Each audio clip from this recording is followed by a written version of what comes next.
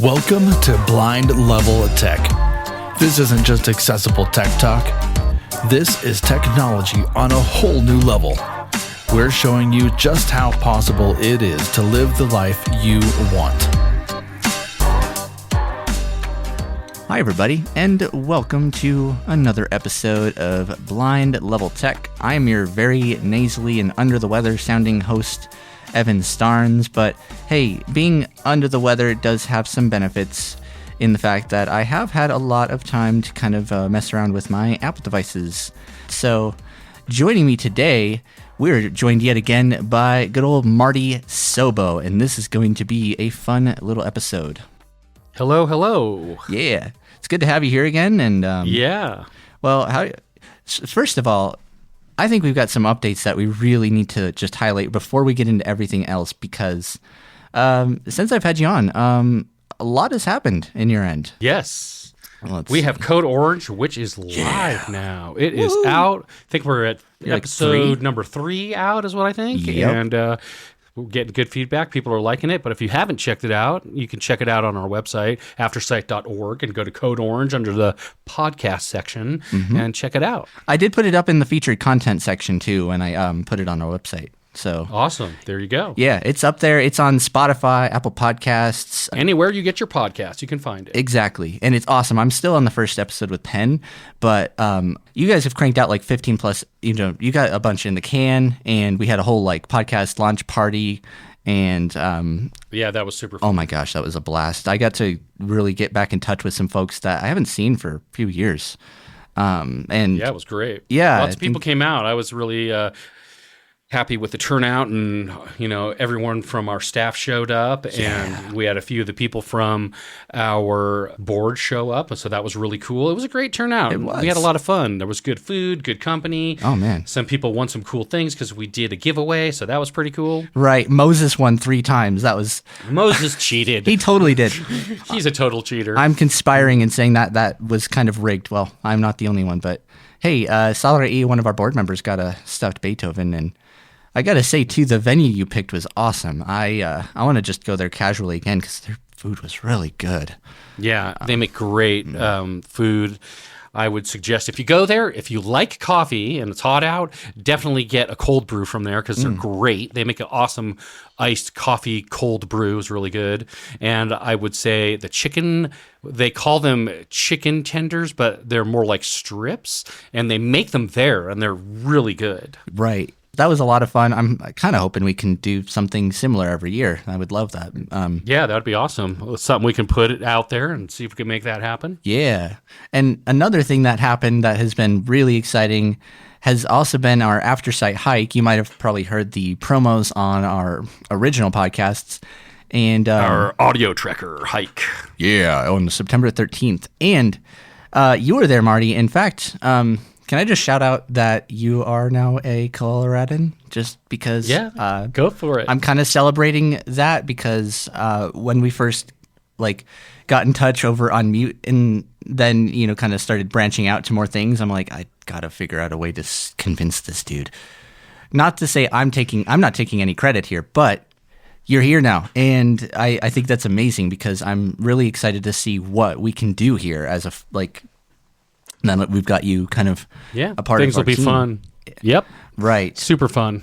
And what else is fun has been, trying to update all of my Apple products and kind of figure out some of the weird, quirky bugs and new changes that have come out. Because as of this Monday, at the time of this recording, iOS 26, watchOS 26, macOS Tahoe, and a bunch of other things have been released, along with some new devices that will be coming out next week. And there's quite a lot to talk about. So actually, I think that a week prior, they had a big keynote, which is Apple's big announcement. They call their announcements keynotes. Right. And they came out with new phones, which we can talk about and kind of do a little rundown of those. They also came out with new watches and new AirPod Pro threes. And so once they announced all of those, they put everything, they give a week, I guess, for what they call release date or getting it in your hands, whatever you want to call it. Yep. This past week, Monday, they came out with all the operating systems, which now everything across the board is called 26. Either 26, Mac OS 26 or iPhone OS 26.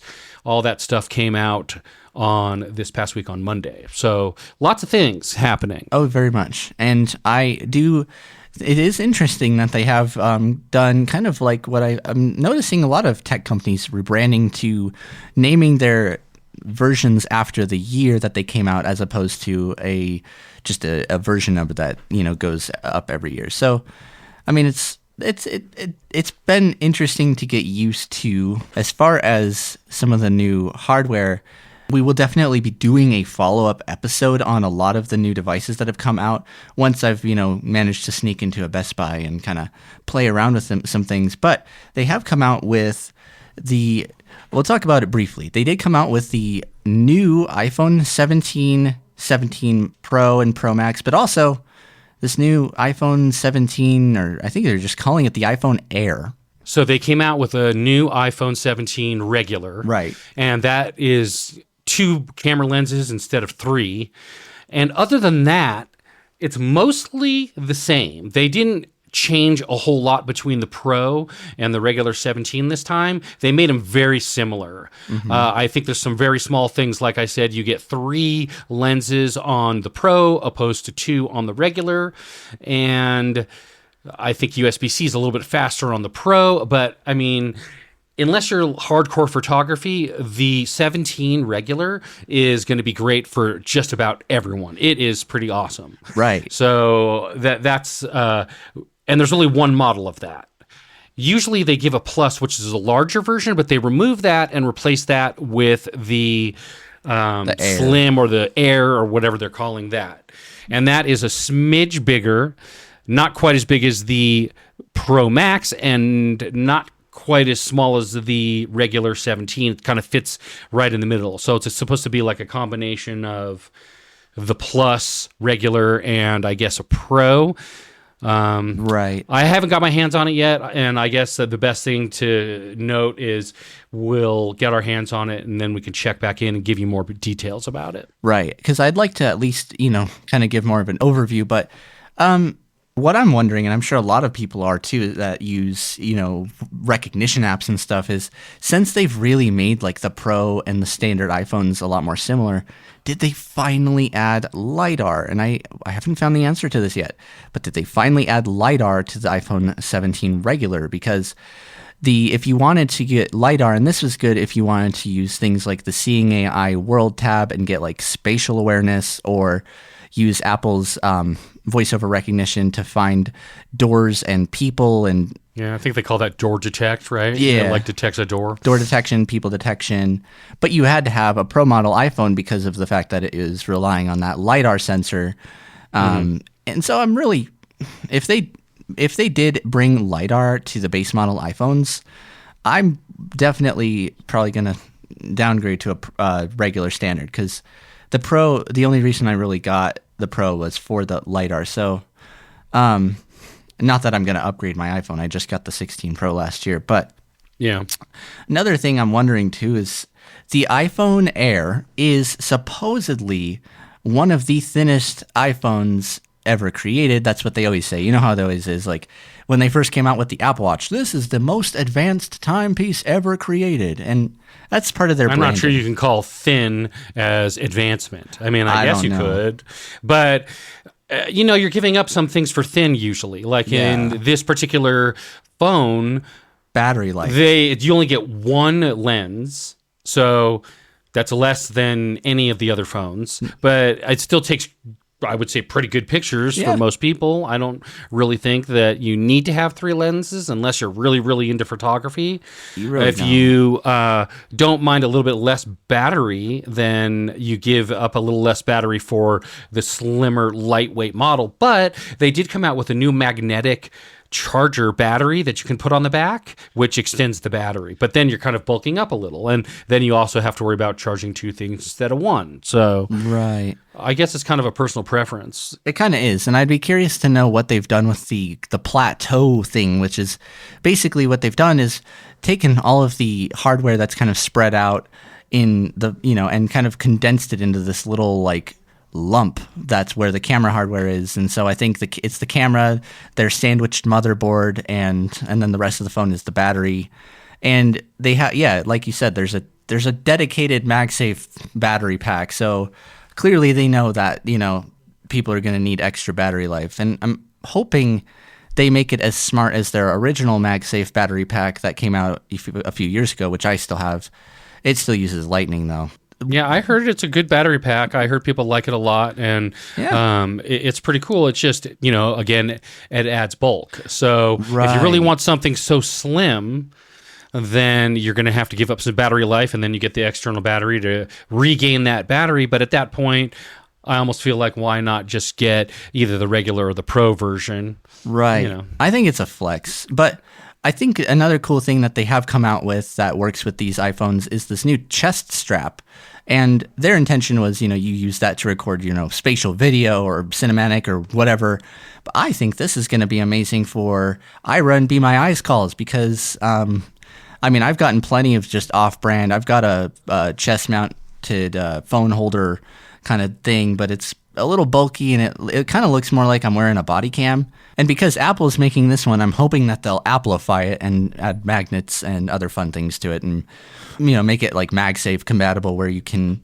I have not seen one yet. No, I haven't either. I want to see. It looks pretty cool, It does. And if you do like blogging or... if you need a lot of visual interpretation or you use apps like Navi Lens or, just anything that requires you to hold your camera out, this thing is going to be, I imagine it's going to be pretty darn beneficial for the blind community. So I think a lot of people will like it. Especially if you're the kind of person that is really active and you don't want to put your phone in your pants pocket because it makes your pants fall down. Yeah. The extra weight. That's mine. Or you're somebody that exercises and doesn't want to carry a backpack or something big and bulky. I think this is a great way to solve that problem. Yeah. So, hopefully I'll be able to get my hands on one when it comes out. And they also have upgraded, much to my annoyance in some ways, the AirPods and the Apple Watch. And the AirPods Pro 3, I am on the fence of whether I'm going to get a pair because my Pros 2, a lot of the features that they are coming out with this year, including the new live translation mode, which I have played with, are also working and available on the AirPods Pro 2. But I guess what they have done in the Pros 3 is supposedly they have improved the microphones. And for my sake, I am a guy that I rely on echolocation to such an extent that I can't use transparency mode in earbuds very much because it muffles things. And I would like to see if they really did fix the mic on those and make the transparency just sound a little clearer and a little less muffled, like I've got cotton balls in my ears. Yeah, that'll definitely be a reason to upgrade. And they kind of copied some feature from their new Beats Fit, I believe, and it's the heart rate monitor. So I think those are in the Power Beats Pro, the new ones that came out 6-8 months ago, something like that. And of course, Apple being Apple and Beats being their sister company, naturally the AirPods, supposedly from the articles I've read, have a much better heart rate sensor. So I don't know. If you don't want to use a heart rate strap or if you don't like the heart rate management in your Apple Watch or you don't have an Apple Watch but you have those, it's another way to track your heart rate and fitness. I have heard that people really like them. They sound great. There's, just a better version of the Pro 2s. The only thing, and this is a personal opinion, I don't know what your opinion is on it.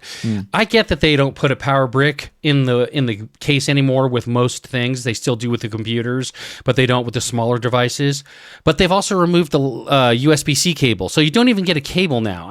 Come on, at least put a cable in there. I agree with you, though. That's ridiculous to me. It's kind of annoying because I personally, every time I buy a new set of AirPods, I like having a new braided USB-C cable. It's always good to have one of those lying around. You can keep them plugged into your power banks.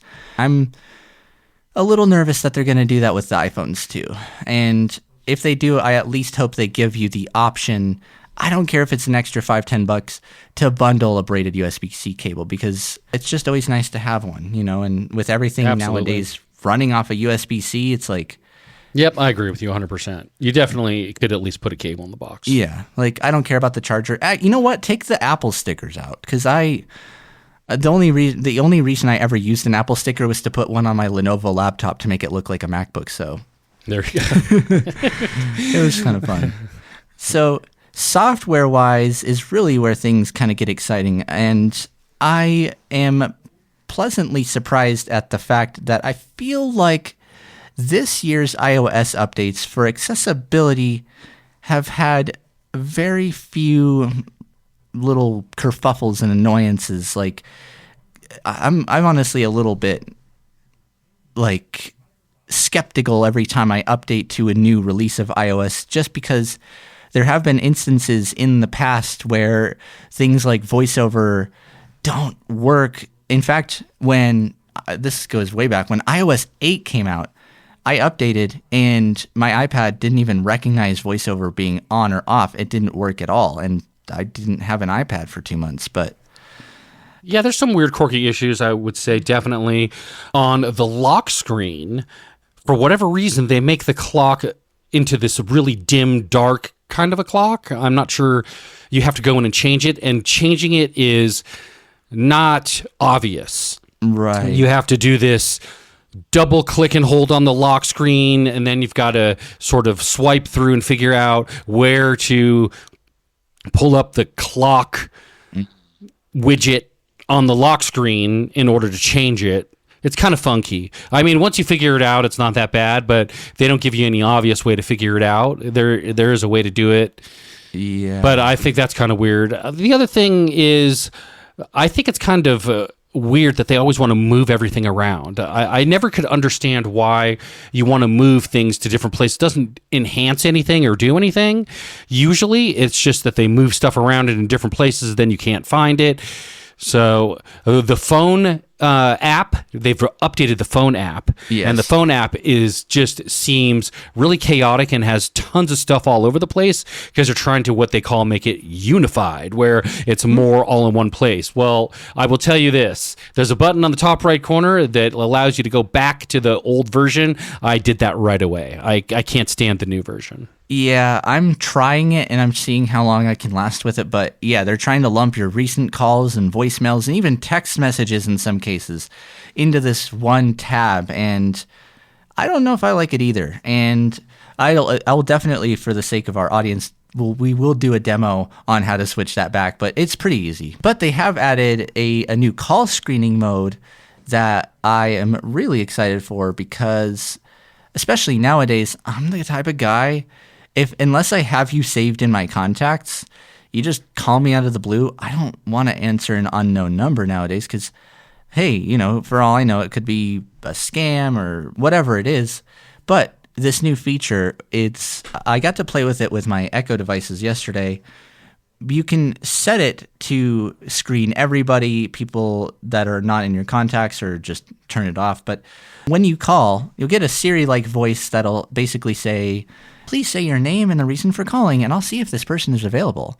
And you don't get a beep, but after it says that, you just kind of leave almost like a voicemail. In fact, it treats it like a voicemail if you don't answer the phone. And you'll say your name and whatever, and you'll hear this cool little waiting tone, and it'll ring the other person's phone, and it'll show a summary of it on the call screen. And I'm just excited because I just want to. I hope this will really cut down on spam and scam calls for us, for everybody, because it just seems, especially with the ability to automate everything, that automated phone calls and texts and stuff are just getting more and more rampant. Yeah, I agree. I mean, the problem though is it's an all or nothing kind of thing. Yep. So up until now, and I'm also playing around with the new phone app to see how it's going to treat calls that are not in your contacts. But before, or up until now, I should say, with this new operating system, you would turn on a feature in the phone app that would block all the phone numbers and text messages unless they were in your contacts. But the problem with that is if you have commercial type places like, a doctor's office or things like that where they use a back office number, you miss the calls every time. And the only way to resolve that is to turn the feature off, but then everything comes through again. Right. So it's kind of an all or nothing thing. I think it'll be a little better in this, but I'm still curious. I don't know how they're going to do it, but I want to see in practice what that would look like. But I will say this. There's another really cool feature that they did add in the new phone app on this new operating system. So in the old way, if you wanted to have all your other devices ring like a phone, let's say I call you, right? And you have this turned on your phone, it can ring all of your other devices. Are you calling me? No. We're going to keep that in. That Good timing. That was funny. You could add this in. See, like now, how Like, I'm calling literally you. like that. If I was to call you, for example, and you had that feature ring on other devices turned on your phone, then it would ring all your other devices and you could pick it up on your iPad or your watch or your computer, whatever, Yeah, right? totally. Okay, the new feature now is that it goes both ways. So you get a full-blown phone app on your iPad and on your computer and whatever else, and you can actually make a call like you would from your phone from any of your other devices.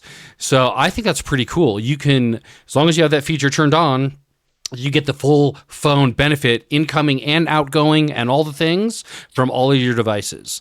So I think that's pretty cool. You can be on your computer working, say like you're editing audio, and then you get a call or you need to make a call. You don't even have to leave your computer. It's just boom, do it right from your computer. So I think that's a kind of a cool thing. Yes, and they've made it a lot more simplified with the dedicated phone app because I've been able to make calls and stuff before on my Mac, but it's kind of weird because you have to do it through FaceTime or ask Siri to do it. So I think the fact that there's now a dedicated phone app, being able to just take a call from your whatever device you're already using is huge. And even being able to make a call from your podcasting setup, it sounds really good. And it's the ecosystem that they really are trying to create. So I'll have to play around with it more. I'd be interested to see too how the call screening would work with like automated calls because I sometimes get reminders from my pharmacy to pick up prescriptions and things like that. So we'll have to see. And they've also added a new feature that I will be testing because I can put myself on hold,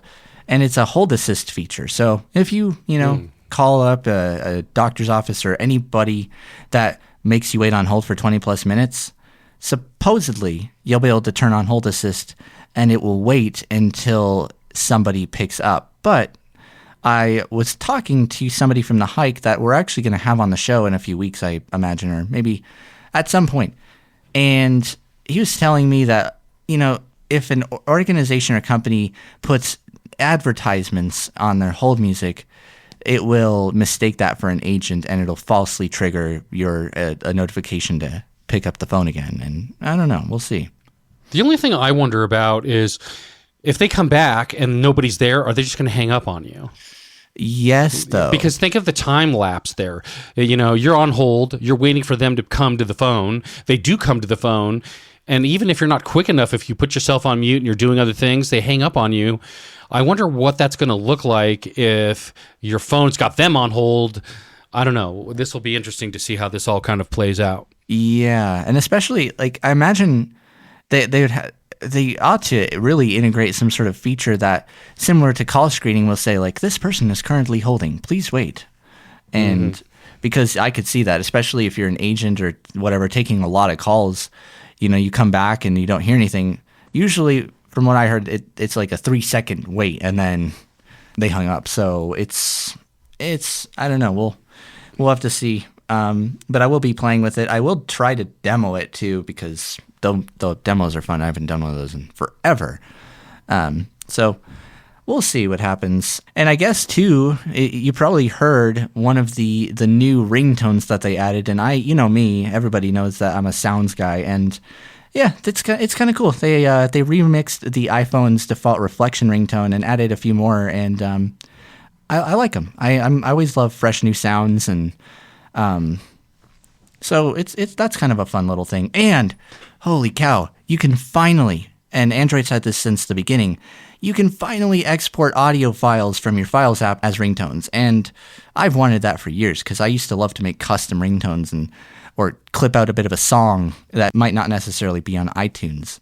So yeah, it used to be a production. I mean, you would have to either buy it from the store, right, under the ringtone store or whatever they would call that, and then you could find your own. I guess you could edit them, and there was like a phone ring editor, audio editor or something. I never really did it, but do you remember how that all was? I think it was pretty convoluted for a while. For a while it was. In fact, what you had to do if you wanted to export anything that you made, you'd have to throw it into GarageBand. And then GarageBand did have an option to export audio directly as a ringtone. And that was kind of the only way to do it, unless you wanted to go buy a ringtone for 99 cents to $1.50 on the iTunes store. Yeah. Or you could use iTunes, but yeah. Interesting. So I'm excited about that. I'm interested to also see the kind of on the subject of audio. They've added a new feature that allows you to select and determine what audio devices you are using as inputs and outputs. And this is going to be amazing for podcasting. And there's a new feature I think it's called like local capture. And it will allow you to capture all sources of audio and video, whether it be you speaking or a FaceTime call or something else, and produce an entire podcast episode from your phone.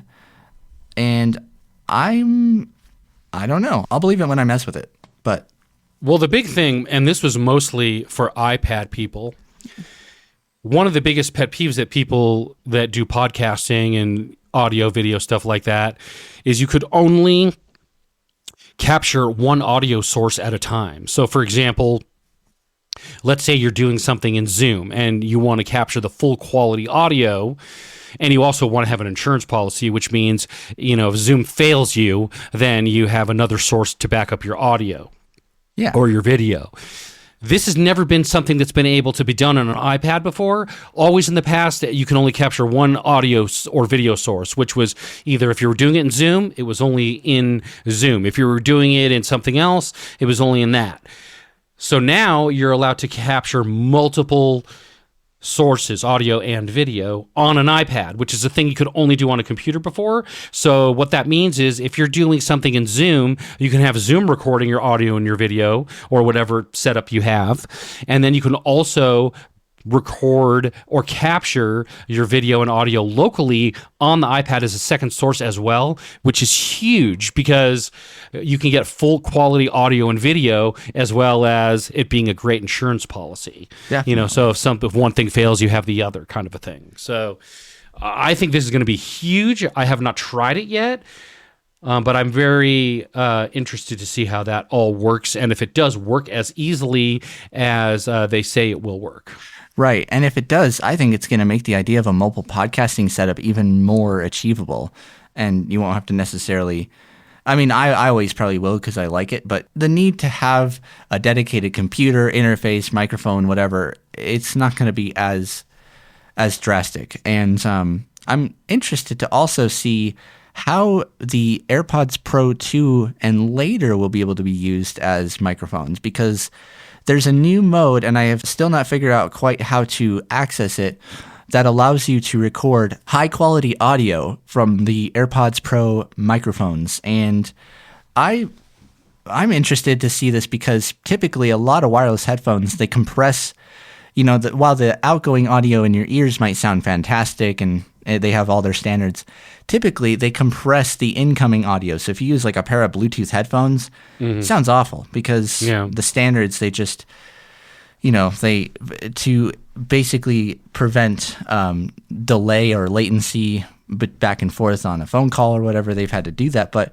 Apple being Apple and their own proprietary standards and stuff, I think they've made it possible that you can have audio that sounds about as good as our audio wirelessly from your AirPods. And I did test the microphones through Just Press Record on them, and they do sound a little better, actually. Like, they seem to let in a little bit more noise, but apparently you should be able to adjust that. So Yeah, how do you adjust them? I mean, can you literally adjust the audio on the AirPod Pro 2s for podcasting? I mean, I maybe there's a way to do it, but to be honest with you, I just don't see how they can make them sound like all this audio gear that we use on a daily basis. I can't imagine that you can make AirPods sound what we go through to make all of our gear and all the stuff that we do sound like this. If we can get AirPod Pro 2s to sound like this without cheating and using a bunch of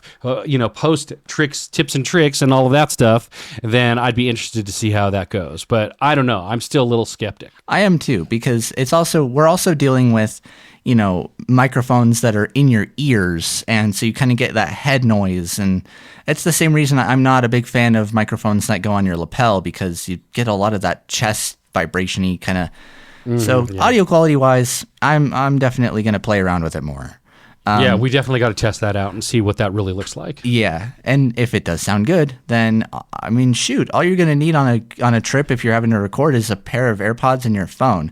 That would be amazing, but if they fail, you're in big trouble, because I don't know what you would do. Yeah, that's a good point. If you forget to charge them or what have you, so yeah, time will tell. Another thing with the AirPods that I've been able to play with just a little bit, and this is coming specifically to AirPods Pro 2 and AirPods 4 with active noise cancellation, and of course, inevitably the AirPods Pro 3, but you can now press and hold both the tips on your AirPods, and it will make a sound and enable live translation. Now, before that, do you need to go into your AirPods settings, and then at the very bottom, you'll see live translation beta, and you just need to download 2 separate languages, because it surprisingly isn't using the downloaded languages that you already have that's used for like typing and Siri and everything else. Yeah. It's a whole separate thing, but at least it's on the device, though. That's the cool part. They say that translation is not as accurate, but it is able to function offline. And I'm going to definitely try this, especially the next time that I get like maybe, a rideshare driver that there might be a bit of a language barrier. At least it'll make it so that I can understand a bit more what they're saying and maybe try to communicate more a little bit.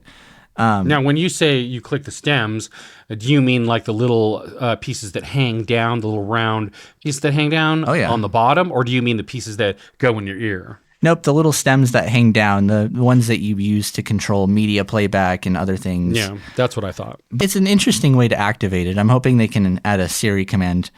And they've also added the ability to use your AirPods as a camera remote, and I like that because often when I've recorded videos in the past, anytime I stop the video, you can hear like handling noise of me trying to find the volume button on the side or what have you. And I think this is a cool kind of way to, set your phone up on a tripod or whatever and take like remote video or photos. So if you do that, it's an option that you can enable under the AirPods settings, and it's been pretty solid. I'm pretty happy with it. Cool. Now, one huge thing, I was going to do a whole tool or trash thing, but we've kind of already covered everything that I've wanted to tool or trash. But one big giant thing that they've really been talking about, in fact, it's been the main focus of iOS26, is this whole new liquid glass design. And I'm sure a lot of people are curious, a lot of voiceover users are curious, is this going to affect voiceover's performance? And would it be better if I went into accessibility settings and turned on reduced transparency to make everything look similar to the way it used to?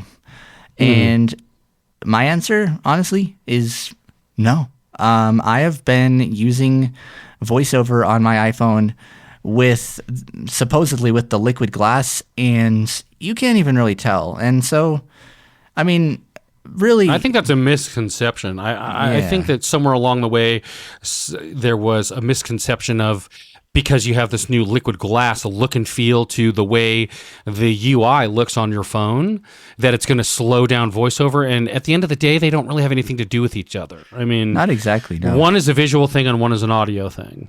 I was concerned if it would affect the ability to do like text recognition and screen recognition, but haven't really had that. But I have noticed graphically or feature-wise, there's a little search bar that pops up now at the bottom of the screen in some apps, and they used to have that at the top, but that's kind of changed places. And also the sometimes VoiceOver might be a little weird with its pause, like when it pauses between sections of text. And I'm like, a good example for me is what I was going through, like Facebook, for instance.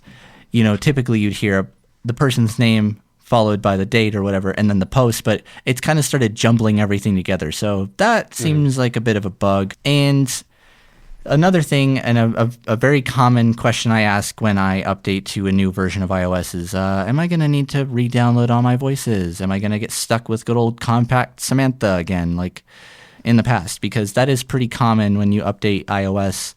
Got to go into VoiceOver settings, go under speech, and re-download all your voices again. I don't know why, but unfortunately, I did have to do that again this year, but at least this time VoiceOver defaulted to my chosen system voice, which is Zoe.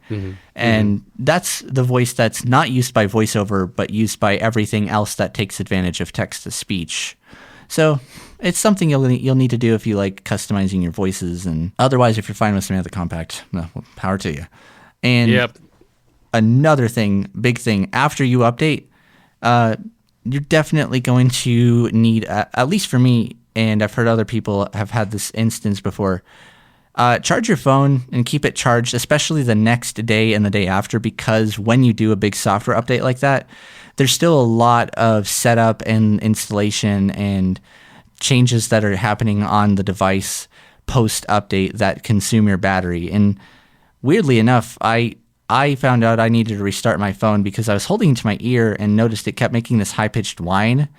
And I think something was either stuck running or whatever, but I was at like 20% battery by the afternoon. But after a couple restarts and after everything's stabilized, I'm back to being at like 70-something% usually by the end of the day. And that might also be thanks to a new feature that they've added in their battery settings called Adaptive Power Mode. Yeah, this is pretty cool. Yeah, have you gotten to mess with it much? A little bit. Not a huge amount, but I'm kind of slowly working through everything. Right. And basically it will analyze how much you use your phone, and it will try to limit certain things from running in the background and it's a good way to maximize your battery life. So if you're like me and most of your work's done on the computer, your phone kind of sits to the side, this is a great option because it will hopefully prevent some of that phantom battery drain that some of us have had in the past. So we'll see. Here's a couple things to think about when you update. I would say before you update, go through all your apps in your app library and delete apps you don't use because they just take up space. Oh, yeah. You want to make sure you got a good amount of hard drive space, and you don't realize how much some of those apps take up if you're not using them. They're just sitting there taking up space. So I would go through and I would delete any apps that you're not really using. The other thing about that is if the app developer is not really updating the app, then it may not work. You'll see that when you go to updating all of your third-party apps through the App Store updater, that a lot of the apps get updated because of this new operating system. Yep. So that's one thing. Another thing I would suggest is plug your phone in when you're ready to do the update. And even though you may have a smooth update, it still takes time for it to kind of seat in. So I would still restart your phone after you've done the update a couple of times just to kind of let it start working and get into the system and all of that. Yeah. It's generally good practice. And if you're using apps that you kind of depend on that haven't necessarily been updated to support iOS 26, as hard as it might be for some, it would just hold off until a 0.1 update. And kind of a tip that I've heard from a lot of other blind podcasts in the past, because a lot of the time when a new iOS update would come out, especially like the first 0.0 update after the release candidate is released, there's a lot of accessibility bugs and things that just don't work. And they're usually resolved in a 0.1 update. So a lot of the time people would recommend, just wait for the 0.1 update. All right, so Marty, we've actually been going for about 45 minutes now, just knowing us. That's just kind of inevitable, right? Yeah. Oh, yeah. We just go and the information just flows out, like a fresh milkshake out of a bundle of milkshake madness. Right. And actually a milkshake that you could get at Taco Bell. Well, you can't darn it, you can't get milkshakes at Taco Bell. You can get freezes. But I got to say, our voices might sound a little different right now, and it might have been a bit of a sudden change only because it's Tuesday right now. It's Taco Tuesday because, that really well-timed phone call that I had, which we were totally keeping in. Oh, yeah. So that warranted me having to just drop everything, hit stop, and then jump out of work and go handle your business. And then here we are. Fast forward to Taco Tuesday. Da-da-da.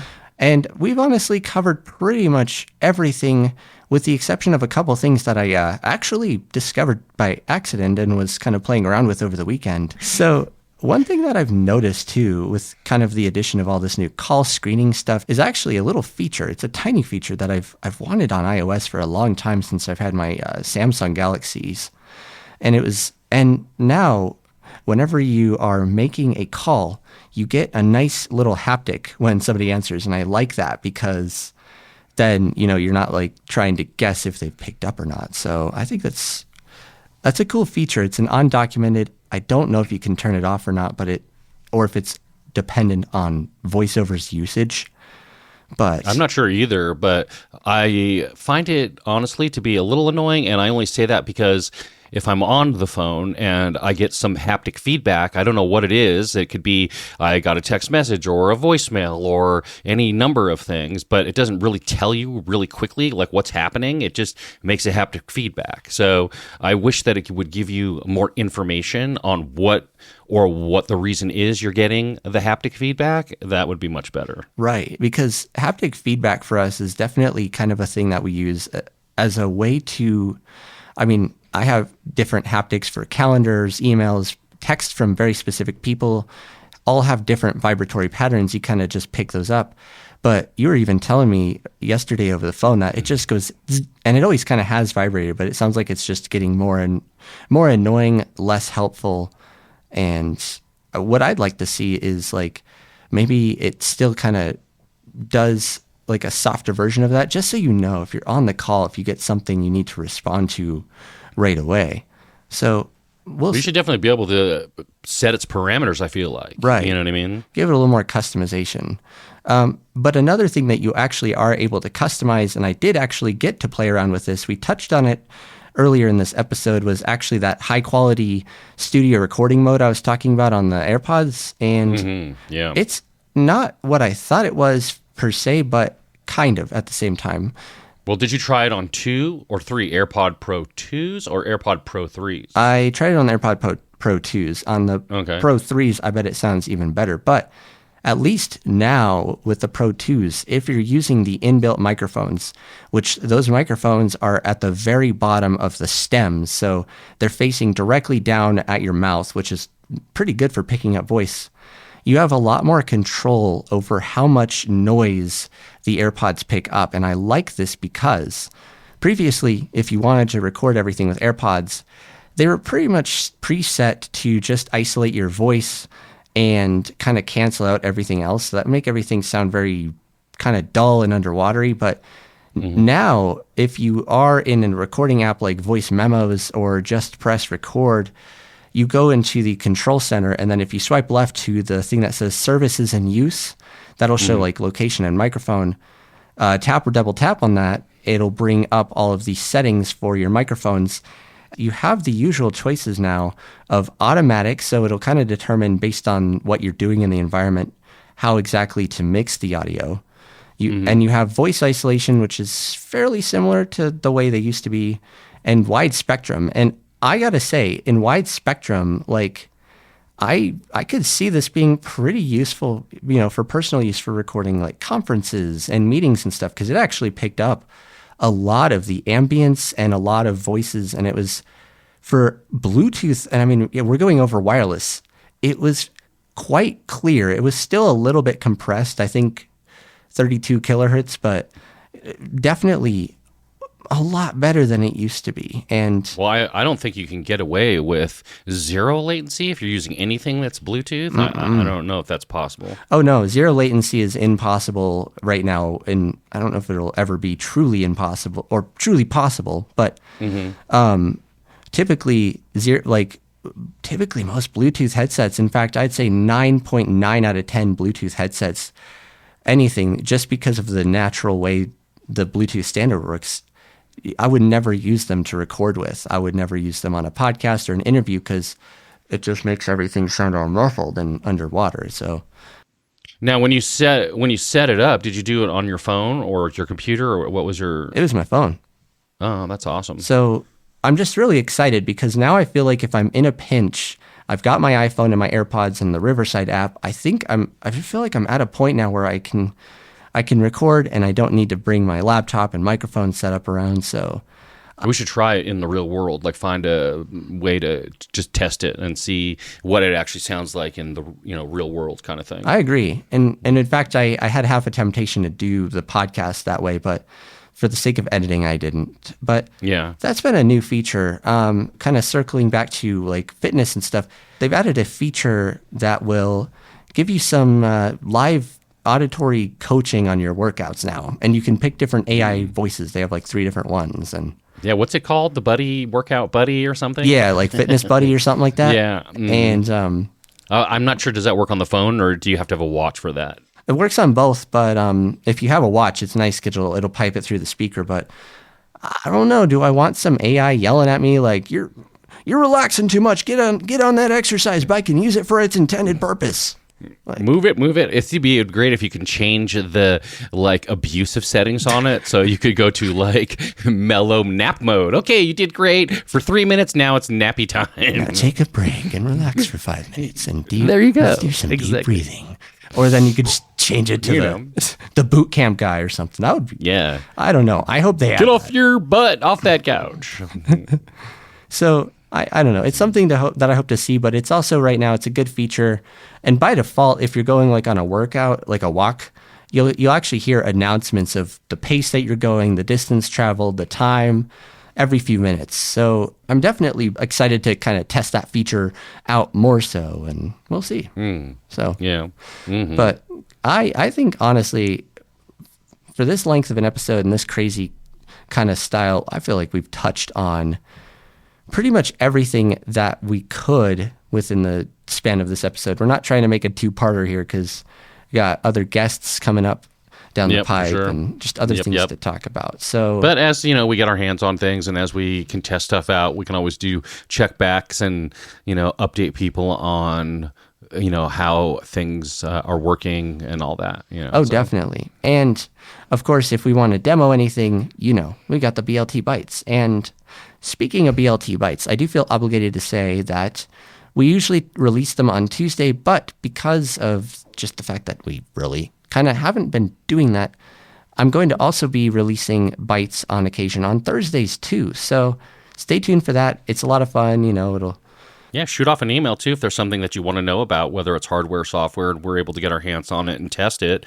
We can at least, if we have it, we can let people know about, what our thoughts are, how it works, things like that. You're always getting new little gadgets and things like that. Always. And then the other thing is maybe we could put it on a list and try and get our hands on something if we don't have it. And of course, software is always much easier to get our hands on. So right. Like we'd love to be able to review hardware and stuff. And one day we'll be able to do more kind of dedicated hardware reviews. But yeah, if you've got any of that feedback, go ahead and send it our way. feedback@aftersight.org, or if you like to leave it in a voicemail form, that's always cool. And you can do that at 720-712-8856.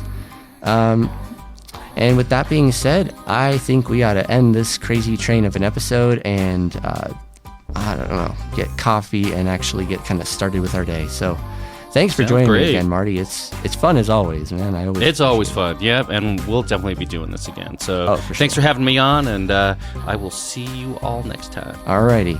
Well, thank you all for listening. This has been another episode of Blind Level Check. I'm your host, Evan Starnes, joined by the good old Marty Sobo. Yep. Thanks, everyone. All right. See ya. See ya.